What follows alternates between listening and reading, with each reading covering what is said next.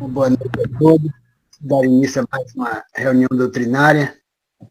Esse tempo, agradecer ao Mestre Jesus por mais este momento, onde ele sempre nos dá a oportunidade de buscarmos o aperfeiçoamento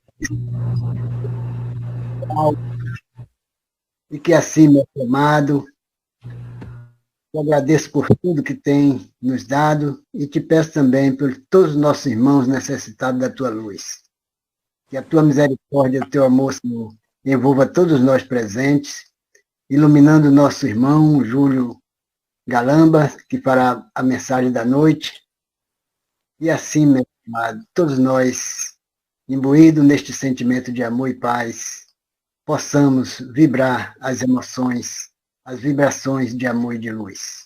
Que a tua misericórdia ilumine, proteja, fortaleça cada um de nós, por hoje, amanhã e sempre. Assim seja.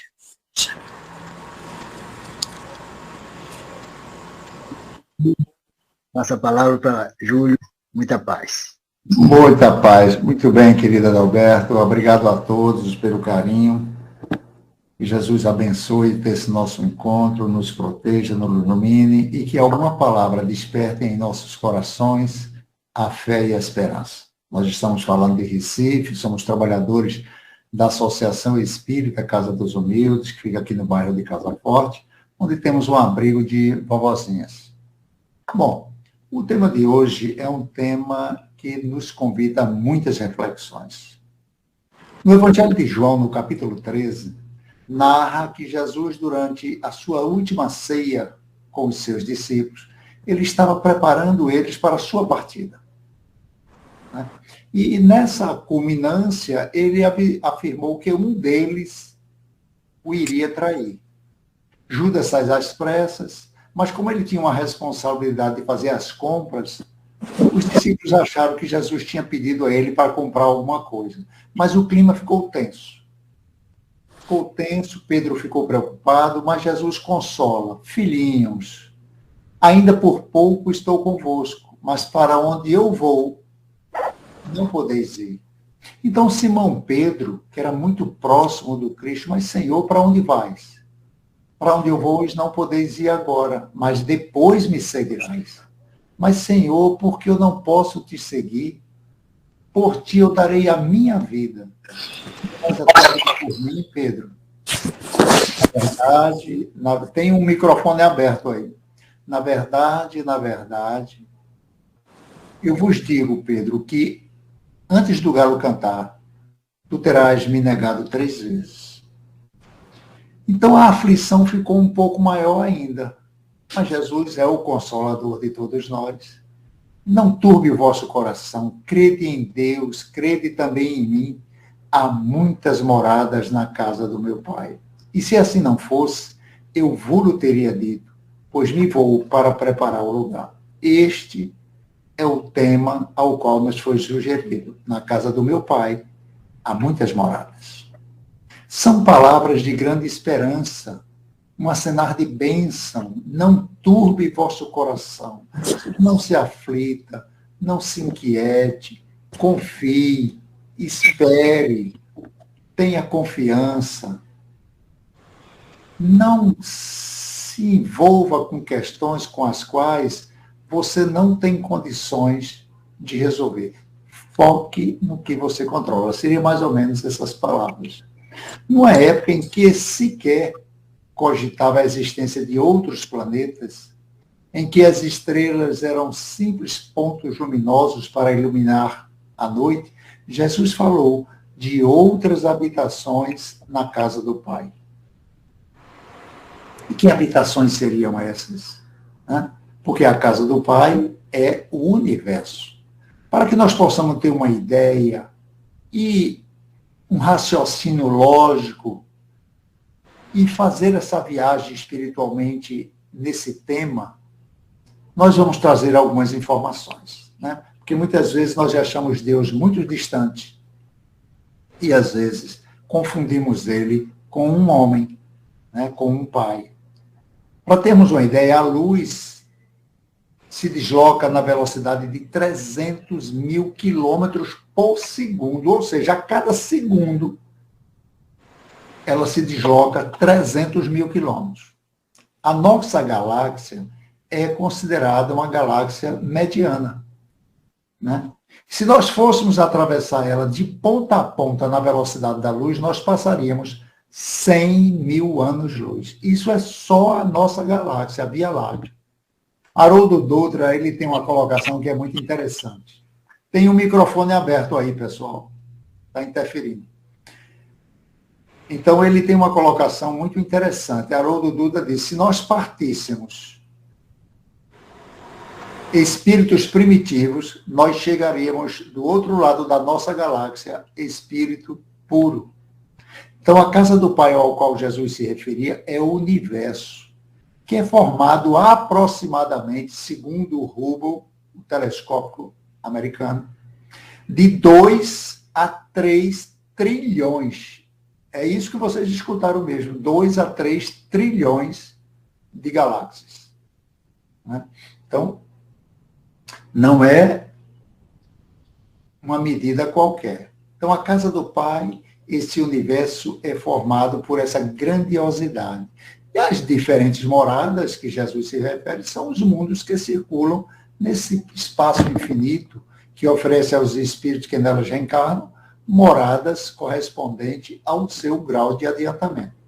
A lógica nos diz que Deus não cria absolutamente nada porque não tinha o que fazer. Porque tudo que ele cria tem um fim útil. Então, essa é a primeira análise sobre esses mundos que a gente traz. Uma análise material, onde cada espírito da escala espírita tivesse um local apropriado para o seu adiantamento. Então, diante disso, nós concluímos que deve existir planetas em condições iguais à Terra, em condições inferiores e em condições superiores. Mas podemos também interpretar, tirando o espírito dessa passagem, desse tema, há muitas moradas na casa do Pai, né, uma abordagem espiritual, que são as diferentes casas mentais, onde cada cabeça é um mundo. E à medida que o espírito vai evoluindo, ele vai se transferindo de morada, tal qual acontece na escola. Ele entra ali no maternal, né? Vai para o jardim 1, jardim 2, alfabetização, vai para o ensino fundamental 1, ensino fundamental 2, ensino médio. Né? É o mesmo aluno na mesma escola, ele só muda de sala. Né? Os graus são diferentes de aprendizado, de necessidade para aquele mesmo espírito. Mas chegará um ponto em que ele terá que sair daquela escola, ele precisa ir para a universidade. Então, o senhor Kardec, de maneira pedagógica, ele classificou os mundos de acordo com a evolução de seus habitantes. Embora não se possa fazer uma classificação rigorosa e precisa dos diversos mundos, o senhor Kardec afirma que nós podemos considerar a situação pela sua destinação, pelas características mais acentuadas, e aí sim, dividi-los de uma maneira geral. Deus criou todos nós, inclusive o próprio Jesus, simples e ignorantes. E as nossas primeiras encarnações nesse estado de Homo erectus se dá em mundos primitivos. É onde se dá as primeiras encarnações humanas. Né? Nos mundos mais atrasados, esses seres, né, eles, apesar de terem um corpo embrutecido, animalizado, bruto, é uma forma humana. Não tem nenhuma beleza aos nossos olhos dos dias de hoje. Os instintos, né, não são abrandados. Eles não têm nenhum sentimento de delicadeza, de benevolência, e nem têm noção do justo ou do injusto. A força bruta nesse local é a única lei. Então, eles passam a vida unicamente buscando procriar e se alimentar. A isso ele passa milhares e milhares de anos encarnando e desencarnando, melhorando seus corpos, participando das descobertas, né? E até que ele consegue atingir, né, o seu estado de livre-arbítrio, Quando o espírito atinge o estado de livre-arbítrio, ele tem consciência das suas atitudes, de quando ele acerta e de quando ele erra. E aí ele começa a reencarnar em mundos de prova e expiação, né? Nós vamos falar dele um pouco mais lá à frente, porque é o mundo que mais nos interessa, porque é o que nós estamos habitando. Antes dele passar para mundos felizes, mundos ditosos, ele precisa passar pelo mundo de regeneração, né? Porque são mundos onde a alma tem que expiar, mas eles repousam depois de ter passado por muitas encarnações com expiações e provas difíceis. Então, o mundo de regeneração é um mundo de repouso, onde descanso, ele passa pouco tempo para poder dar com a sua continuidade, né? Muitos de nós, muitas vezes, pela misericórdia divina, tivemos encarnações nesses mundos de regeneração. Chegamos lá, né, para dar um pouco de calmaria para nós e, fortalecidos, reencarnarmos nesse mundo de prova e expiação e aí sim, fortalecidos, vencermos as nossas más inclinações. Bom, e aí o Sr. Kardec vai trazendo mundos que nós temos dificuldades de assimilar as informações, porque fica tudo no subjetivo para nós. Como é que pode você pegar um espírito ainda muito embrutecido como nós, muito instintivo, né? Nós estamos mais perto dos animais do que de Jesus, para entender qual a realidade de mundos ditosos, mundos felizes. Então, são planetas onde o bem é a lei, né? A felicidade é total. E nós ficamos imaginando porque a gente acha que quando está na praia, que quando estamos com um momento como esse, nós estamos em momento feliz. Nós estamos em momentos de refazimento, de aprendizado. Felicidade não é deste mundo ainda. E o Sr. Kardec também fala de mundos celestes, mundos divinos, são habitações de espíritos puros, onde exclusivamente, né, só existe a bondade do Pai. Todos que vivem lá já alcançaram o cume, o ápice da sabedoria e da bondade. Então, os espíritos encarnados em mundos que estão ligados indefinidamente, né, ele não cumpre todas as suas fases que ele tem que percorrer até chegar à perfeição. Isso ele não consegue em um único mundo, porque tem mundos que não têm o material que ele precisa, né? Nós estamos encarnados num planeta, que nós vamos ver logo mais na frente, onde os instrumentos para exercermos as virtudes são muito pouco aproveitados, né? Que virtudes são essas? A tolerância, a paciência, a fé, a resignação. E quem são esses instrumentos? A gente vai ver um pouquinho mais na frente. Calma, segura aí a ansiedade, que a gente chega lá, né? Então, para o espírito, é uma recompensa passar de um mundo para um mundo de ordem mais elevada. Como é um castigo também, ele prolongar a sua permanência no mundo infeliz. Por isso que a gente precisa saber o que é que está nos prendendo nesse planeta, né? O nosso instinto de conservação nos diz que nós queremos continuar aqui, mas o nosso orgulho diz, eu não quero voltar mais a esse mundo, não. Porque a gente faz uma falsa ideia do que é que nos aguarda, né? Como ocorreu com os exilados de Capela. Quando o planeta Capela evoluiu, deixando a sua condição de prova e expiações, né, a sua habitação já estava sendo regenerada, aqueles que não acompanharam a evolução foram convidados para vir para a Terra. E com sua inteligência, ainda embora belicosos, né, violentos, a sua inteligência ajudou o nosso planeta a evoluir. Então, Deus, na sua misericórdia, oportuniza que esses espíritos rebeldes, né, lá pudessem trabalhar pelo seu progresso no mundo ainda primitivo e conquistarem o seu retorno para junto dos familiares e amigos que já haviam sido regenerados. É bem verdade que muitos espíritos missionários, né, no uso do seu livre-arbítrio, se submetem a situações né, de virem junto de nós e passarem pelo que passaram para nos auxiliar. Né? Durante toda a história do nosso planeta, nós temos espíritos que vieram em missão. Com certeza, existem muitas outras moradas onde a espiritualidade não teria palavras para nos fazer entender. Por exemplo, o Espírito São Luís, na Revista Espírita de 1868, ele faz uma analogia da escala evolutiva dos espíritos, né? Até ele chegar a espíritos puros, né? Espíritos primitivos, simples e ignorantes, espíritos de prova e expiação, espíritos bons, né? E espíritos puros. Mas quando ele atinge essa escala de espírito puro, ele se torna um Cristo. E nessa condição, e somente nessa condição, ele conversa diretamente com Deus. Aí eu faço uma pergunta: como seria a moradia desses espíritos, se ele está bem próximo do Pai? Então, a nossa mente não consegue, como não consegue também entender, vocês viram no começo da nossa apresentação, até onde nós conseguimos chegar no universo conhecido, de 2 a 3 trilhões de galáxias. O telescópio Hubble está sendo substituído por um mais potente.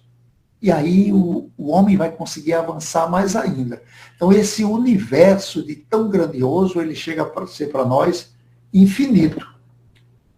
Tem começo e ele tem fim. Quem não tem começo e fim é Deus. Então, imagine Deus, ele está dentro do universo e fora do universo. Não temos como raciocinar. Não temos como nem conjecturar, tentar explicar uma coisa dessa. A gente só sabe que é assim. Né?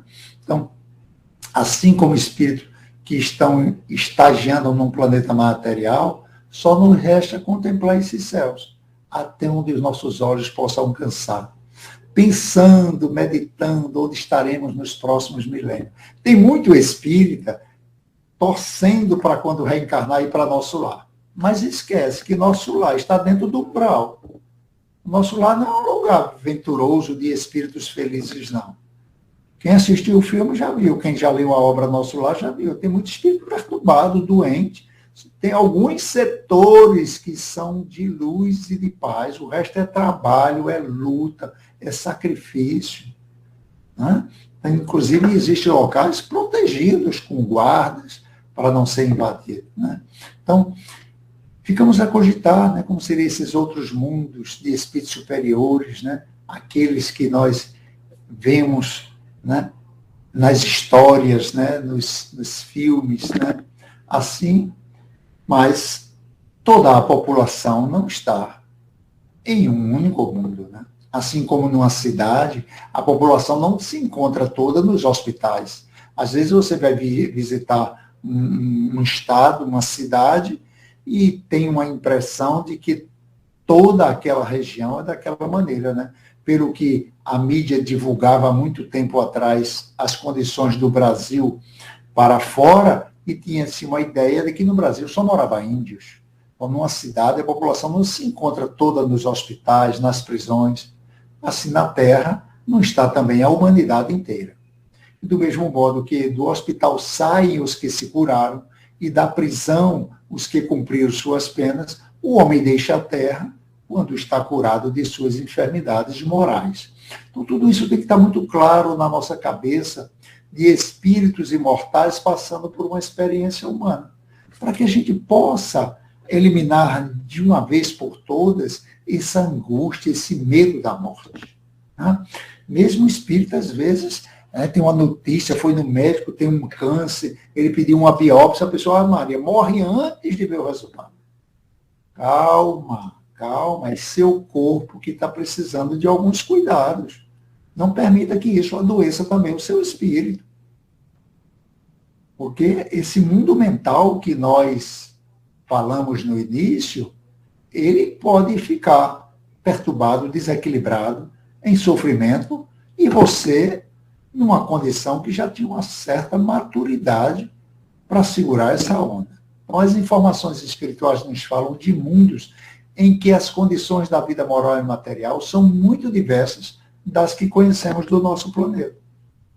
como por toda parte a forma corpórea é sempre a humana, mas sendo mais embelezada, mais aperfeiçoada, porque à medida que você medita, que você pratica a caridade, que você ora, você passa essa leveza para o seu corpo, né? Os fluidos que saem da sua alma já tocam nos corações, trazendo uma sensibilidade diferenciada, né? Então, nesses mundos, o corpo já não é tão material quanto o que possuímos na Terra. Não está mais sujeito a necessidades nem a doenças tão próprias da matéria do que nos revestimos, né? Porque são essas doenças que servem para nós de prova e expiação. Mas se você não está num planeta de prova e expiação, não há necessidade de ter um corpo que sirva de instrumento para a sua evolução, né? Então, por não ter densidade da matéria bruta, a locomoção é mais rápida. O espírito se joga pela força do pensamento. Em vez de se arrastar penosamente pelo solo, desliza pela superfície, bastando ter a força de vontade, né? Algo que vemos, vez por outra, retratada nos filmes ditos de ficção científica, né? Certamente intuição ou alguma experiência que algum produtor desse teve num desdobramento da noite de sono. Afinal de contas, nós somos apenas espíritos migrando de um planeta para o outro, dentro das condições evolutivas das quais somos portadores. Nesses mundos venturosos, dizem os espíritos amigos ao Sr. Kardec, que as relações são amistosas entre os povos. Jamais são perturbadas pela ambição de qualquer natureza, nenhum pensamento de escravização, de poder, né? Não existe a menor ideia de se pensar em uma disputa, em uma guerra. Não há senhores, não há escravos, nem privilegiados pelo nascimento. Somente a superioridade moral, né? Diferente das condições uns dos outros. Essa diferença é para que um aprenda com o outro, mas através do amor. A autoridade merece o respeito de todos, porque somente o mérito lhe confere, né? Não tem esses ciúmes mesquinhos, né? É um laço de amor, de fraternidade, prende um ao outro, todos se ajudam, tanto os mais sábios como os mais ignorantes, os mais fortes, os mais fracos, né? Esse não tem um bem maior do que o outro, o bem é de todos. Ninguém sofre por lhe faltar o necessário. Não existe absolutamente nada nesses mundos que não seja a alegria de aprender. Então, Deus nos permita, né, que nós possamos, em tempo não muito distante, conhecer as aventuras desses mundos superiores. Para isso, nós precisamos estar sempre pensando no bem, falando no bem e trabalhando no bem, para realizar as tarefas com as quais nós viemos fazer na Terra. Afinal de contas, nós não estamos num parque de diversão. Esse é o grande problema da humanidade terrestre, né? Nós não estamos num parque de diversões e nem viemos conquistar terras, poder e fortunas. Nós viemos aprender, evoluir.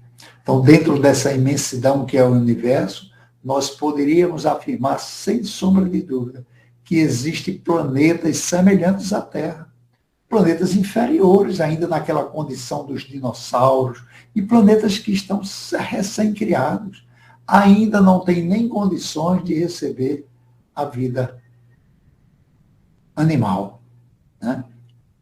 Então, isso nos deixa muito tranquilos e quebra dentro de nós o orgulho, porque até poucos anos atrás, a própria igreja acreditava que a Terra era o centro do universo, né? Mas a Terra não está destinada a permanecer com essas misérias humanas. Muitos se admiram de que na Terra haja tanta maldade, tantas paixões grosseiras, tanta miséria e enfermidade de toda a natureza. E aí conclui que a espécie humana é triste, né? Muito triste. Mas é preciso considerar que na Terra não está, como nós vimos, toda a humanidade. Os espíritos desencarnados também, presos ainda aos laços afetivos, às necessidades materiais, né, ainda pululam ao nosso redor. Nós estamos mergulhados no meio dos espíritos, assim como os peixes estão cercados pelas águas do oceano. Então, a população da Terra, em relação ao que vimos na quantidade de moradia, parece um vilarejo. É um bairro nesse universo. E um bairro muito minúsculo, muito pequeno. Né? Uma região que, para você achar ela, né, dentro do nosso planeta, né, da nossa galáxia, dá muito trabalho. Né? Os que mal saíram do seu cantinho, né, espíritos que vivem ali no seu subúrbio, no seu vilarejo, né, teriam uma ideia bem limitada se julgasse pela população que veriam. Né? Então, como nós dissemos, a população não está restrita àquele mundo que você conhece. A Terra é considerada pela natureza dos seus habitantes um hospital, uma penitenciária e uma escola.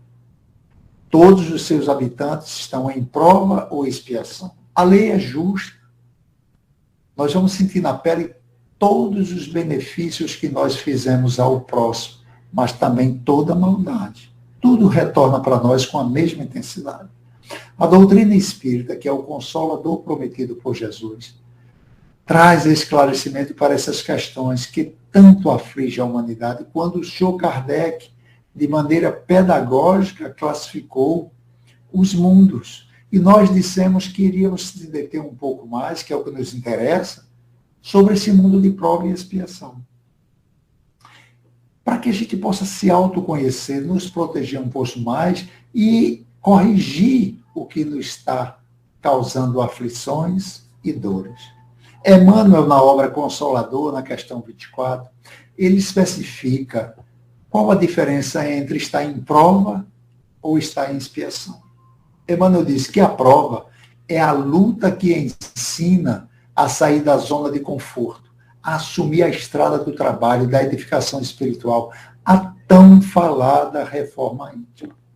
Aquela que Santo Agostinho, na questão 919, nos ensina como foi que ele conseguiu realizar a sua transformação moral, através do autoconhecimento.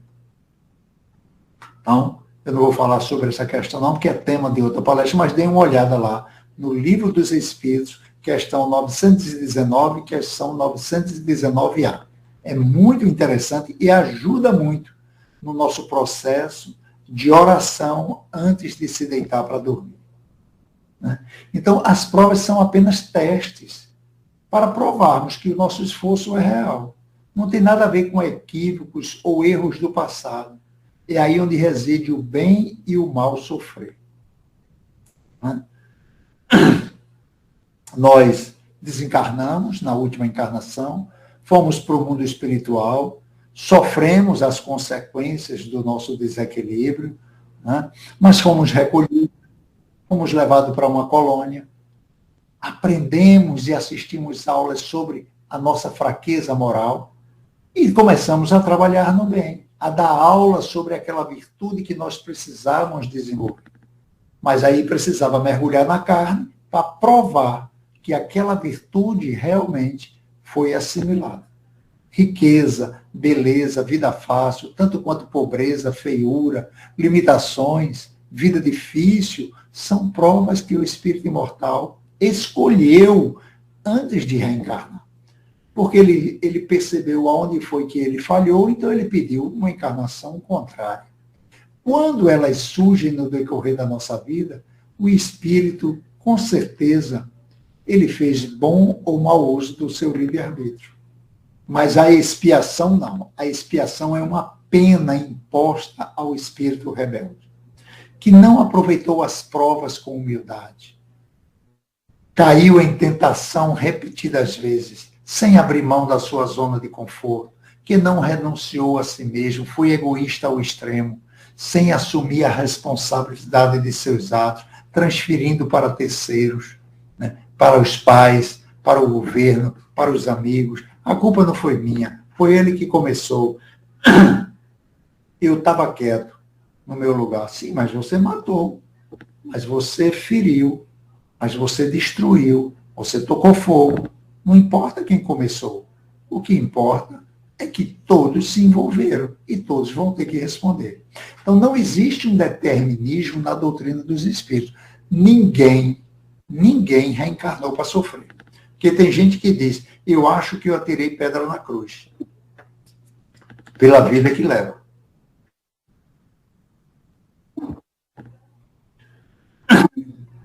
Perdão. Mas se esquece de analisar o que é que está fazendo da sua própria vida. As virtudes devem ser conquistadas, mas saiba o que está pedindo a Deus para merecê-las. Quando você, na sua oração, pede a Deus paciência, se prepare. Se prepare que vai vir problema para você exercer a paciência. Então, o ser humano, ele é o árbitro do seu destino. Onde cada escolha, ele aciona a lei de causa e efeito em qualquer plano da vida, estando encarnado ou desencarnado. As boas escolhas produzem a paz de espírito, enquanto as escolhas infelizes geram aflições futuras. Então, no entanto, não devemos acreditar nos nossos sofrimentos atuais, que eles são decorrências pura e simplesmente de nossas encarnações passadas. Vejam que nós estamos dentro do tema, nas diversas moradas na casa do Pai, se prendendo mais à morada que nós estamos. O que adiantar? Esse foi o raciocínio que eu tomei, viu, pessoal? Me perdoe. Da gente está falando aqui de mundos ditosos, mundos felizes. Eu sei que pela minha natureza eu vou demorar muito a chegar lá. Então eu preciso saber o que é que eu posso fazer agora, aqui e agora, para chegar lá. Né? Então, os sofrimentos, as provas, as expiações que estamos passando, não é única e exclusivamente decorrência das encarnações passadas. Ninguém espere desencarnar para ir para tal mundo, se não já estiver mentalmente nele. Quando desencarnar eu quero ir para um mundo tal. Então comece a agir agora como espírito tal. Quer ir para um mundo feliz? Promova a sua felicidade, promovendo a felicidade dos outros. Quer ir para um mundo onde o amor é incondicional? Perdoe, tolere, compreende e ame o inimigo. Então foi nesse sentido que o Sr. Kardec fez um estudo sobre o bem e o mal sofrer. Né? Foi isso. Né? No capítulo 5 do Evangelho segundo o Espiritismo, fica claro que quase a totalidade das consequências de nossas aflições são causadas nessa encarnação. Nessa encarnação. Quantas pessoas vivem endividadas porque não sabem viver com o que ganham? Quantos casamentos fracassados por causa do casal que param de dialogar, de se perdoarem em acontecimentos muitas vezes significantes por bobagem. Por bobagem, que lá na frente a gente vai rir, meu Deus, como é que eu me perdi tanto tempo com uma bobagem dessa?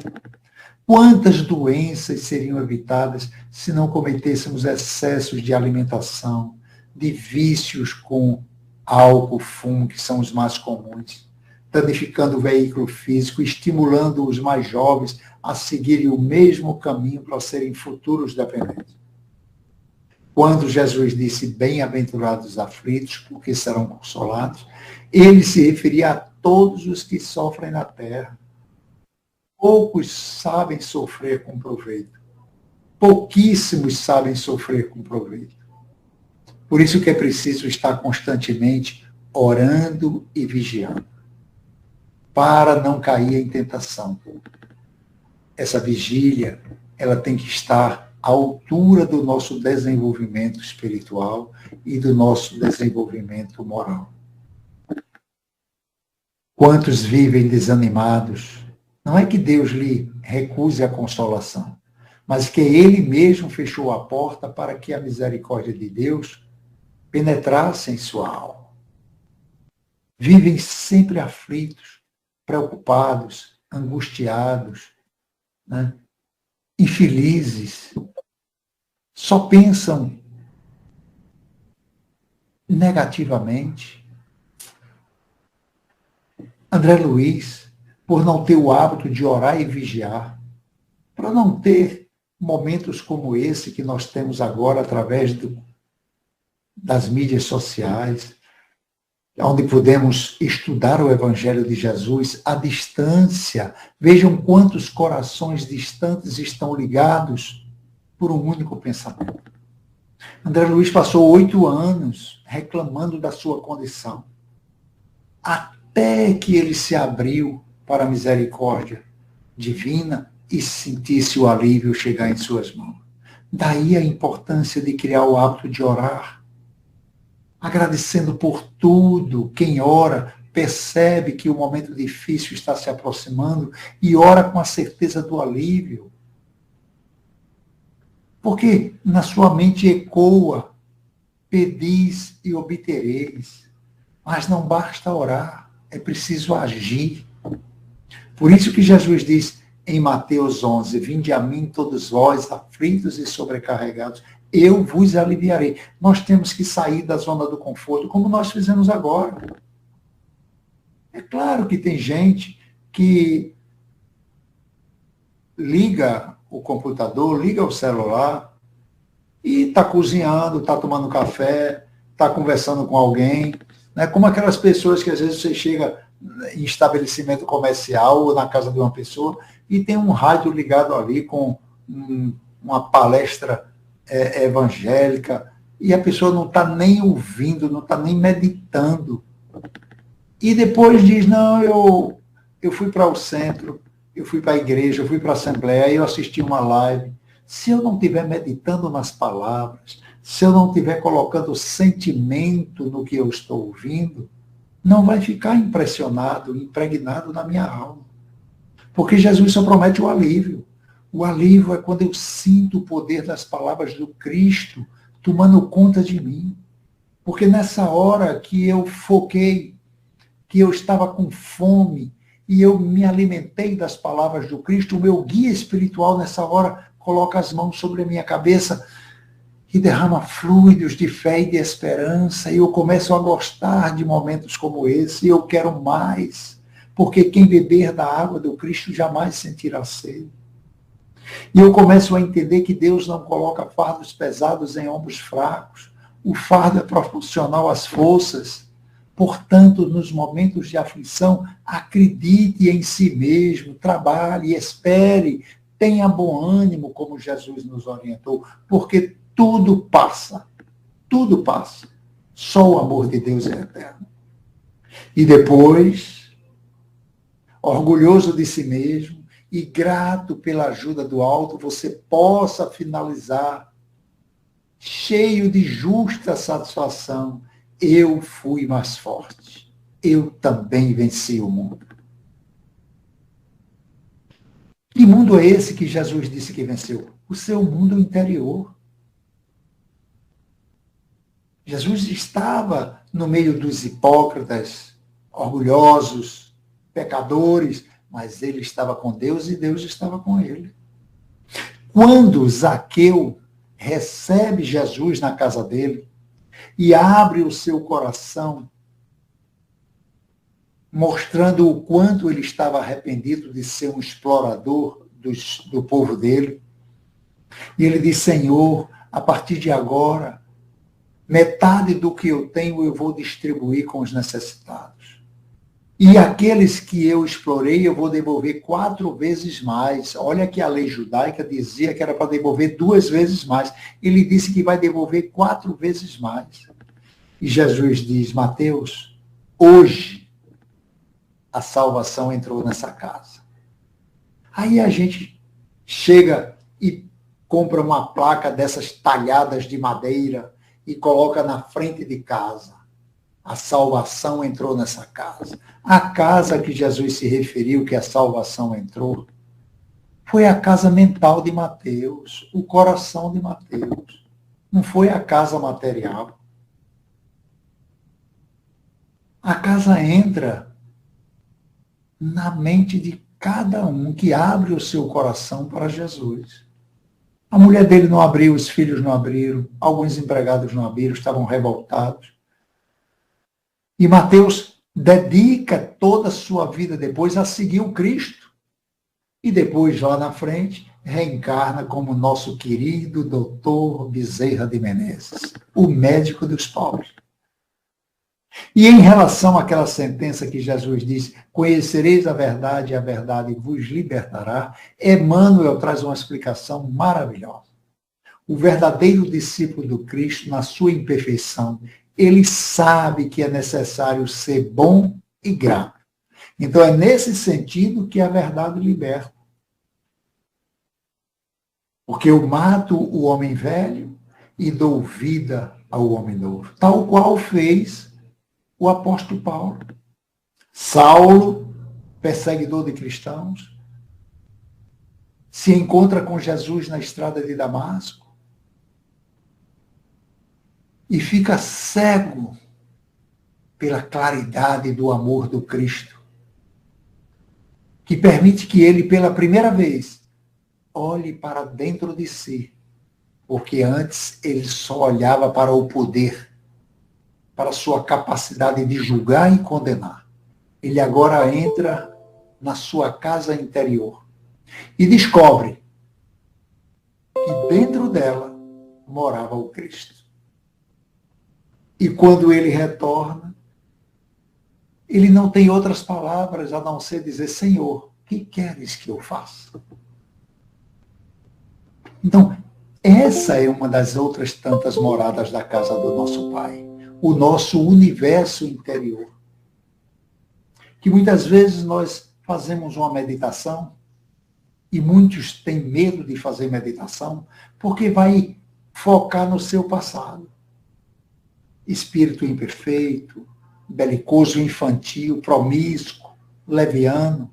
Nós somos assim ainda. Mas o que importa para Jesus não é o que nós fizemos hoje de manhã, hoje à tarde. É o que nós estamos nos propondo a fazer. Quando ele se encontra com a mulher adúltera, que se achava uma pecadora, que o seu mundo interior era um inferno de cobranças, e Jesus não a julga nem a condena, ele simplesmente diz: vais e não peques mais.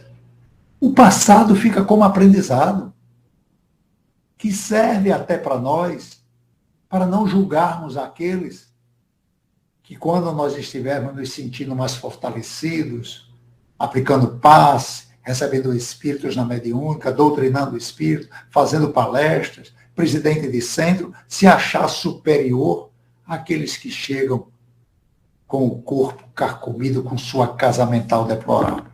Não, nós ainda somos o mesmo, mas somos aqueles que já dominamos as nossas fraquezas morais. E estamos nos esforçando para transformá-las. Essa é uma das moradas da casa do Pai, esse nosso universo interior. Sem se esquecer das palavras do Eclesiastes. O reino dos céus não está aqui, nem ali, nem acolá. Ele está dentro de vós. E para alcançar esse reino, nós precisamos um do outro. Quando entendemos que os que convivem conosco não são melhores e nem piores do que nós, não atiramos a primeira pedra, e sim o primeiro pedido de perdão. E assim não sofremos, aprendemos, como afirma Neil Lúcio na obra Nosso Lar, do nosso querido Chico Xavier. Nossos familiares e amigos são os instrumentos para construirmos o reino de Deus dentro de nós, porque são aqueles que exigem de nós as virtudes que nós ainda não temos. Paciência, paciência, paciência. Para Chico, Emmanuel pediu disciplina, disciplina, disciplina. por enquanto, para nós é paciência. Assim como você se melhorou e está se melhorando, aquele vizinho que lhe irrita, aquele parente que lhe tira do sério, ele vai se melhorar também. E oremos por aqueles que nós achamos que não tem jeito. Nós estamos vivendo um ano muito importante para aquele que se diz que é cristão.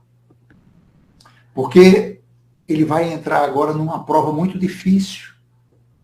Uma prova que vai exigir dele o amor incondicional. Porque nós estamos falando de um ano político. É o ano que amigos deixam de se falar. Parentes se desconhecem. Filhos bloqueiam os pais nas redes sociais. Irmãos não querem mais se ver. E vão passar 2, 3 anos para voltarem a se falar. Porque é um ano de política. E nós vamos brigar por alguém que não sabe nem que você existe.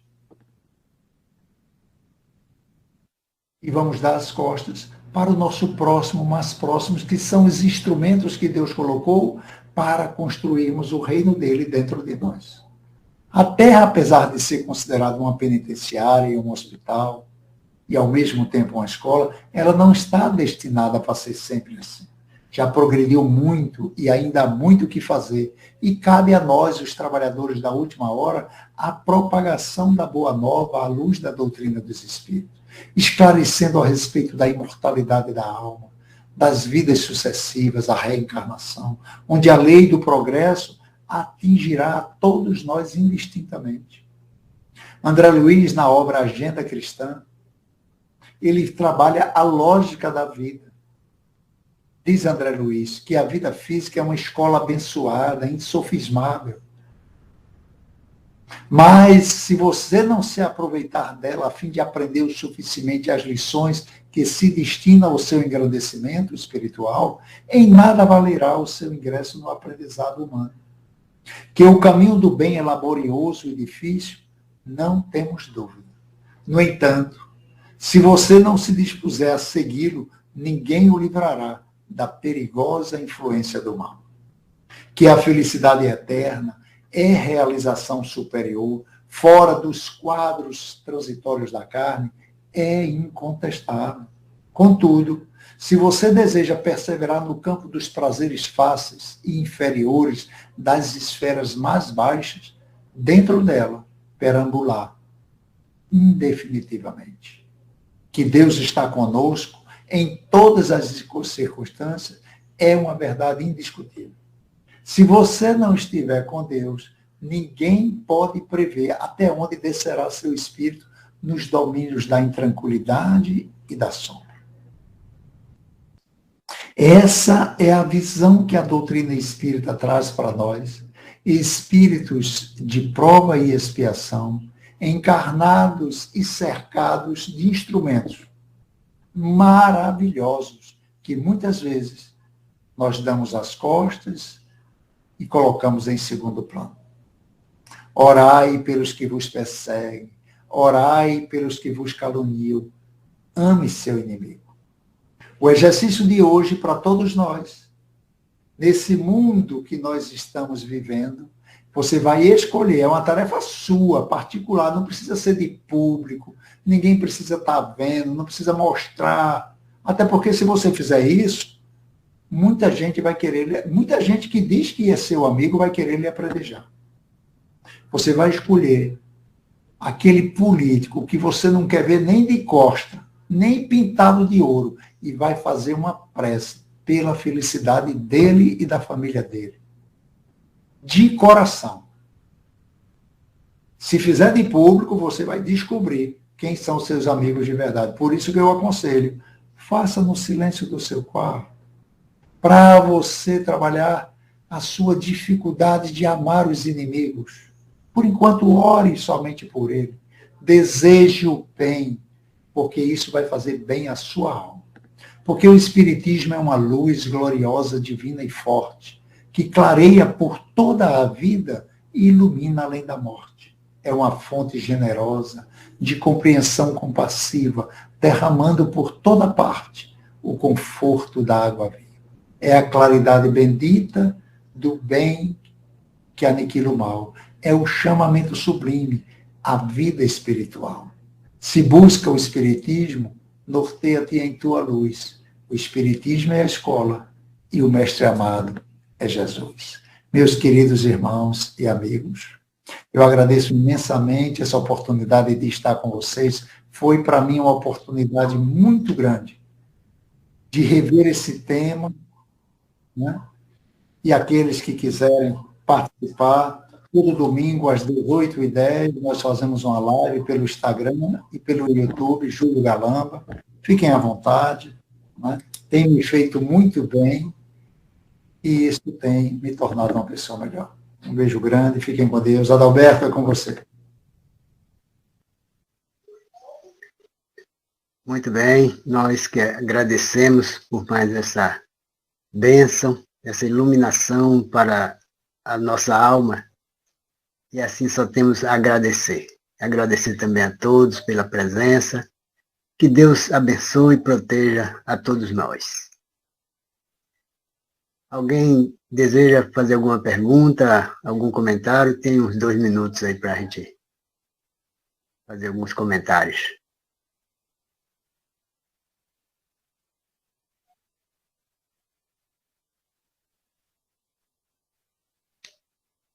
Alberto chegou, já está aí. Alberto. Boa noite, pessoal. Vai desculpando eu chegar um pouco atrasado, mas porque eu estava aqui no centro, também em reunião, mas deu tempo de chegar, né? Eu quero só agradecer, né, o trabalho que o nosso amigo Júlio fez, muito importante. Me fez também refletir aqui algumas coisas que eu preciso também trabalhar em mim.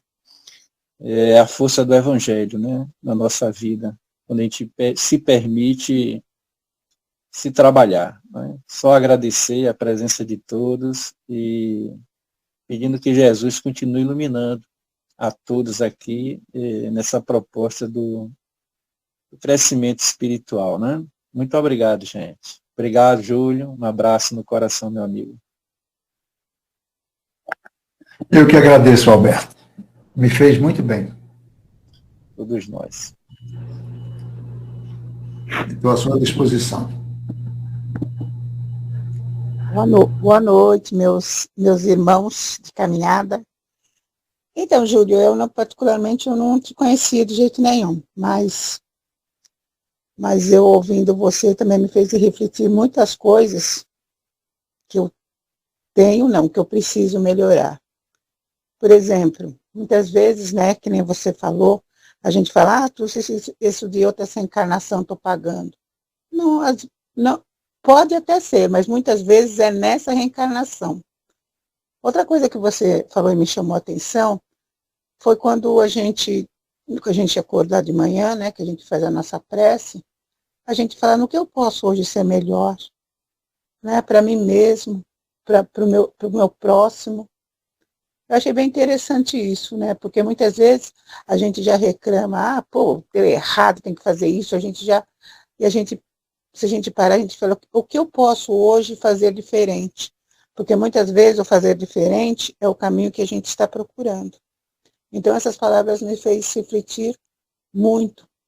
Outra coisa também que eu fiquei pensando é que às vezes a gente pensa assim, não, quando eu tiver todas as virtudes que tenho que trabalhar em mim, egoísmo, perdão, humildade, aí eu vou encontrar com Deus. E aí a gente tem aquele olhar, eu vou encontrar com um homem, eu não sei como que é. Eu não faço ideia também, porque hoje a ideia que eu faço de Deus é assim. Eu acho que Deus está, sabe, naquele sorriso que muitas vezes você dá para uma pessoa, sabe, naquela palavra de conforto. Eu acho que Deus está ali. Então ele está presente às 24 horas do dia em nós. E muitas vezes nós não percebemos.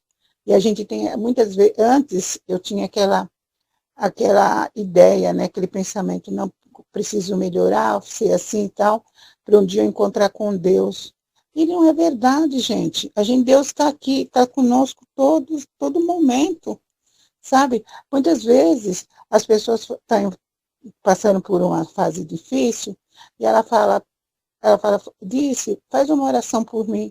A gente faz, porque a gente aprendeu, né, no Espiritismo, que a oração tem muita força, mas por que não chegar para ela e falar assim, faço a oração, eu não posso ajudar no valor, mas do que você está precisando? Nós não falamos isso para as pessoas. Porque é fácil, né, a gente fazer uma oração, Senhor, pá, ajuda, tarantatã. Mas chegar na pessoa, sabe, olhar nos olhos da pessoa e falar, no que eu posso te ajudar? E a gente fazer um esforcinho para ajudar o nosso irmão. Eu acho que Deus está ali, presente, né? E a gente às vezes faz ideia diferente de Deus.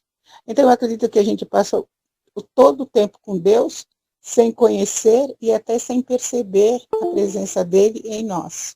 E é isso, gente.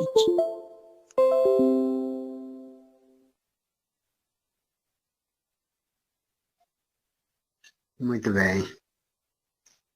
Então, temos a agradecer, muita paz a todos.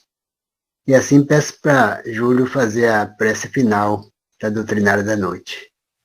Muito bem. Muito bem. Obrigado a todos pela presença, pelo incentivo, pelas vibrações amigas que chegaram aqui ao meu coração. Vamos elevar o pensamento a Deus, mentalizando a figura amiga de nosso Mestre amado Jesus. Pois foi ele que asseverou que quando 2 ou mais pessoas estivessem reunidas querendo se melhorar para melhor servir, lá ele estaria.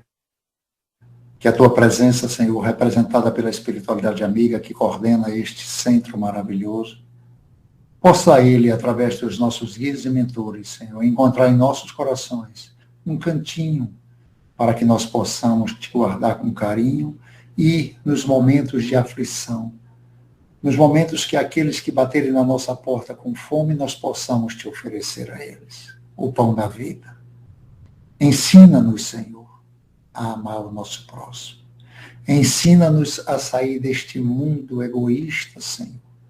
Ensina-nos, Senhor, a ser teus servos. Ampara nas nossas limitações e permita, Jesus querido, que durante o desdobramento da noite de sono, nós possamos nos encontrar para estreitarmos um pouco mais os nossos laços de amizade e nos fortalecermos na fé, para retornarmos confiantes de que a Terra se tornará, sim, um ambiente de paz e de amor. Assim seja.